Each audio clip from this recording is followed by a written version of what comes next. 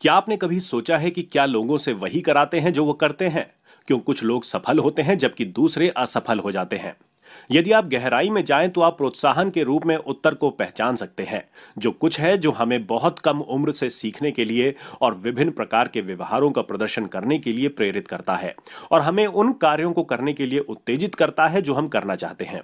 जैसे जैसे हम बड़े होते हैं, हम सीखने में सक्षम होते हैं कि क्या हमें प्रोत्साहित करता है और क्या नहीं। हालांकि क्या आप जानते हैं कि प्रोत्साहन क्या है और यह हमें कैसे उत्साहित करता है? प्रोत्साहन को परिभाषित करने से पहले आइए पहले एक परिदृश्य के साथ इसे समझने की कोशिश करते हैं। निशा एक बहुराष्ट्रीय कंपनी की एक मानव संसाधन एसोसिएट से मिली है। अरविंद ने पिछली तिमाही के लिए निशा के कार्यों की समीक्षा की और उसके हाल ही के प्रदर्शन पर चर्चा करने के लिए एक मीटिंग के लिए बुलाया है। आइए मीटिंग के एक टुकड़े पर नजर डालते हैं। थकी हुई और परेशान निशा मीटिंग के कमरे से बाहर आती है। वो पूरी तरह से मानसिक रूप से नीचे है और निश्चित नहीं है कि वो पदों को भरने में सक्षम होगी या नहीं।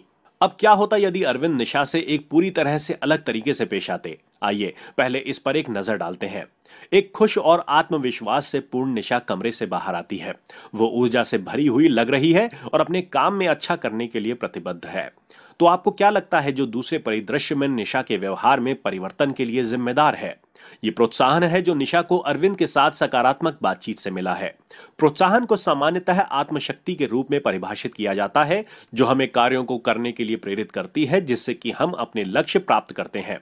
ऐसा करने में ये हमारे व्यवहार और लक्ष्यों को प्राप्त करने की हमारी क्षमता को प्रभावित करता है। प्रोत्साहन विभिन्न प्रकार का हो सकता है और उनमें से प्रत्येक का हमारे व्यवहार के साथ साथ कार्यों में हमें प्रभावित करने का अनूठा तरीका हो सकता है। आइए प्रोत्साहन के इन प्रकारों में से कुछ पर नजर डालते हैं। उपलब्धि या कुछ प्राप्त करने की भावना एक बहुत मजबूत प्रोत्साहन शक्ति है। इसे योग्यता के लिए प्रबल प्रेरणा के रूप में भी जाना जाता है, जो हमें अपने लक्ष्यों को प्राप्त करने के लिए नई चुनौतियों से निपटने के लिए प्रेरित करता है। प्रोत्साहन का ये प्रकार सामान्यतः एक आंतरिक शक्ति है जो हमें प्रतिस्पर्धा या प्रदर्शन करने के लिए उत्तेजित करती है। हालांकि कभी कभी सकारात्मक प्रतिक्रिया प्राप्त करने जैसे बाह्य स्वीकृति या प्रोत्साहन भी इस प्रोत्साहन को विकसित करने में मदद करती है। शक्ति प्रोत्साहन का दूसरा प्रकार है जो हमें स्वायत्तता की इच्छा या दूसरों पर नियंत्रण करने की इच्छा उत्पन्न करता है। शक्ति प्रोत्साहन विकल्पों का निर्माण करने में और न केवल वर्तमान समय के लिए बल्कि भविष्य के लिए भी हमारे जीवन का नियंत्रण लेने में मदद करता है। यह हमें अन्य लोगों की पसंद, निर्णयों आदि को प्रभावित करने के द्वारा चारों ओर उन्हें नियंत्रित करने की इच्छा प्रदान करता है। सामाजिक कार्य कभी कई मामलों में हमें प्रोत्साहित करते हैं। सामाजिक प्रोत्साहन उत्पन्न हो सकता है जब हमें लोगों के एक विशिष्ट समूह द्वारा स्वीकार किए जाने या भाग जाने की जरूरत महसूस होती है, या हमारे साथ मनुष्यों के जीवन में कुछ परिवर्तन लाने में समाज के लिए योगदान करना चाहते हैं। एक अन्य आम प्रोत्साहन प्रकार प्रलोभन प्रोत्साहन है, जो आमतौर पर क्षण भर या गैर क्षण भर के लिए कुछ प्रोत्साहन या पुरस्कार के कारण उत्पन्न होता है। उदाहरण के लिए, लोग आमतौर पर कार्यों को करने के लिए या हासिल करने के लिए अधिक परिश्रम करते हैं जब उन्हें कुछ अच्छा पुरस्कार मिलता है।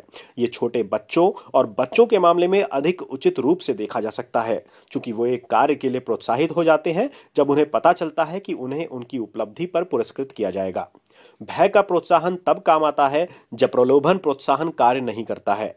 यदि एक व्यक्ति एक कार्य से जुड़े प्रलोभनों और पुरस्कारों से प्रभावित नहीं होता, तब परिणामों के लिए डर उत्पन्न करना उस व्यक्ति को वो कार्य करने के लिए प्रेरित करने में मदद करता है। इसी तरह बच्चों के मामले में कभी-कभी पुरस्कार की बजाय सजा का डर भी गृह कार्य या अन्य कार्यों को करने के लिए उन पर दबाव डालता है।